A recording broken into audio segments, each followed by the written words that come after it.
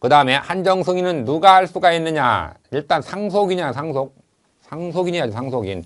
상속을 승인한 거니까요. 상속은 누가 받는 거냐? 상속인이 받는 거죠. 기본적으로 승인이기 때문에 승인받는다. 받아들이겠다는 거죠. 그럼 상속인 자격이 베이스에 깔려 있는 겁니다. 그래서 이혼한 부부다. 이혼한 부부는 남남이에요. 배우자라는 신분이라는 것은 헤어지면 남남이 되는 겁니다. 그러니까 당연히 이혼한 부부 사이는 남남이니까 상속 전 남편이 죽었다. 상속 전혀 관련이 없습니다. 그냥 모르는 사람 제3자가 죽은 거랑 똑같은 거니까요. 그렇지만은 그 자녀와의 싸움에는 이혼 여부와는 무관합니다. 즉 부모님이 이혼했다. A와 B가 부부인데 자녀 C가 있어요. 둘이 이혼했습니다. 그럼 C는 엄마하고 살고 있어요. 엄마와 살고 있고 아버지와 연락이 안 된다고 할지라도 이혼한 아버지가 돌아가시게 되면요. C는 상속받게 되는 겁니다. 둘이 부부관계가 끊어진 거지 혈연 관계가 끊어진 건 아닙니다. 직계 혈족은 계속 유지가 되는 것입니다. 그래서 이혼 여부와 무관하다. 그리고 선순위 상속인이 포기했대. 후순위 상속인은 대습상속이 아니죠. 왜냐하면 대습상속이라는 것은 상속인이 될 사람이 먼저 죽었다든지 또는 상속결격이라는 것은 그 폐륜행이 아버지를 때려서 죽였다든지 폐륜행이다 유언장을 위변조했다든지 이런 걸 말하는 거잖아요. 대습상속 사유는 판례상으로 또 동시사망 이렇게 선망, 상속, 동시사망 요것만 대습상속 사유입니다. 포기는 대습상속 사유가 아니에요. 간혹 교제에 따라서 포기를 대습상속 사유라고 서술해낸 초역들이 있습니다. 그렇지만은 실무 태도는 그렇지 않습니다. 그래서 대습상속 사유는 선망, 상속, 동시사망만 해당되는 거고요. 상속 포기했다 그러면은요, 그것은 본위 상속받는 겁니다. 후순위 상속인이 본위 상속받는다.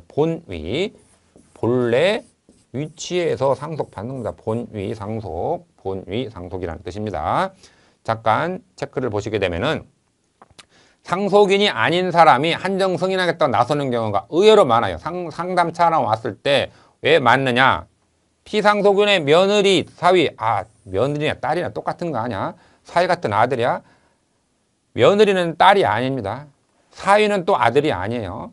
와가지고서는 아들 같은 사위, 딸 같은 며느리, 그것은 그냥 그러고 싶다는 거고, 법률상으로는 며느리와 사위는 피가 흐르는 관계가 아닙니다. 직계 비속이 아니에요.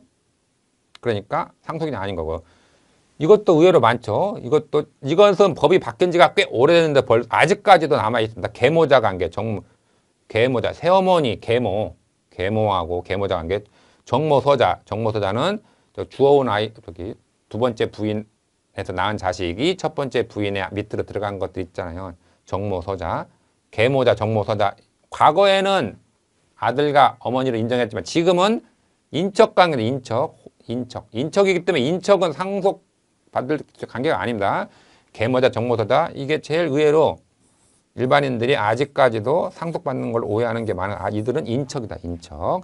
3번 상속 개시 당시에 포태, 임신되지 않았는데 어차피 그 돌아가신 분이 피상속인 사망 시에는 임신되지 않았습니다.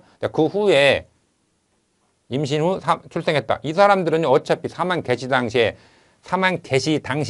태아라는 지위에 있다가 태어난 사람만 인정되는 겁니다. 그런데 상속 개시 당시, 즉 피상속인 사망 당시에 아직 임신도 안 됐다? 그 사람들은 상속인이 아니기 때문에 한정승인 논할 이유가 없습니다. 그리고 4번 선순위 상속인이 한정승인을 했다. 선순위 상속인 한정승인은 상속을 받겠다라는 거죠. 선순위가 상속을 받았으면요, 후순위는 상속을 못 받는 겁니다. 못 받는 사람이 뭘 상속인 베이스 깔리지도 않았는데 한정승인 할 이유가 없죠. 그래서 4번도 안 되는 사람입니다. 5번 피상속인보다 먼저 사망한 자녀의 배우자가 먼저 사망했다는 얘기죠. 피상속이 사망하기 이전에 다른 사람과 재혼했다. 재혼했으면 이미 끝난 겁니다. 재혼했으면 이미 다른 사람의 배우자가 된 거기 때문에 상속인이 아니기 때문에 한정승인도 할 수가 없는 것입니다. 이게 대법원 판례입니다. 자녀들은 상속을 포기했죠. 지금 사례처럼. 아들, 딸들은 상속을 포기했습니다. 피상속인 돌아가신 분의 배우자가 한정 승인했다. 이것이 실무상 의외로 많은 사례가 있었어요. 그래가지고 이게 대법원까지 올라간 거예요. 대법원까지 올라간 건데 왜? 채권 추심회사들이 그 망자의 손자녀들을 상대로 소송을 막 들어갔거든요. 왜냐면 이 대법원 판례가 나오기 전에는 손자녀들이 책임이 있느냐 없느냐 가지고 다툼이 있었어요. 학설상의 다툼이었겠죠. 그래서 막상 사건화가 되어가지고서 2015년도에 대법원 판례가 나왔습니다. 대법원 판례 내용을 볼게요. 상속을 포기한 자는 상속 개시된 때부터 상속인이 아니었던 것과 같은 지위에 놓이게 되므로 피상속인의 배우자와 자녀 중 자녀 전부가 상속을 포기했죠. 포기한 경우에는 배우자와 피상속인의 손자녀, 직계존속은 빼서 읽어도 되죠. 어차피 이순위 상속이니까요. 손자녀, 피상속인의 배우자와 손자녀가 공동으로 상속인이 된 공동상속. 대법원의 입장이 그래 아들, 딸, 일촌 직계배속이 상속을 포기했다고? 그러면 끝나는 것이 아니라 그 손자녀와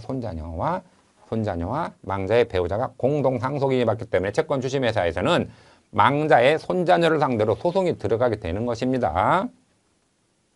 그래서 잠깐 표를 보시게 되면은 상속 포기를 했을 경우에는 1순위는 직계 비속이 되겠죠. 1순위는 직계 비속과 배우자, 2순위는 직계 존속, 3순위는 형제자매, 4순위는 사촌이 내 관계 혈족이 됩니다.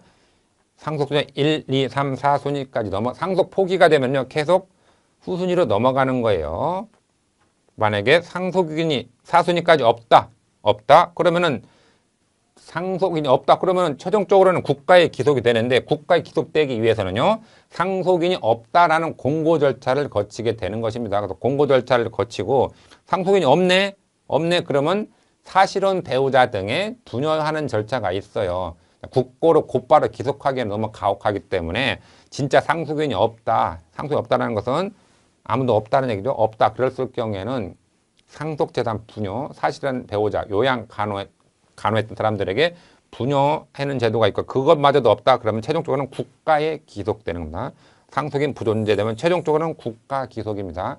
부채는 국가에 기속되는 것이 아니에요. 부채는 국가에 기속되는 것이 아니라 여기에 국가에 기속된다는 것은 적극재산만 국가에 기속되는 거고 소극재산이 국가에 기속되는 것은 아닙니다. 그래서 혹자는 채권자가 다 포기하면은 국가로부터 받아야 되는 것이 아니냐라는 이렇게 질문하시는 분들 가끔 계세요.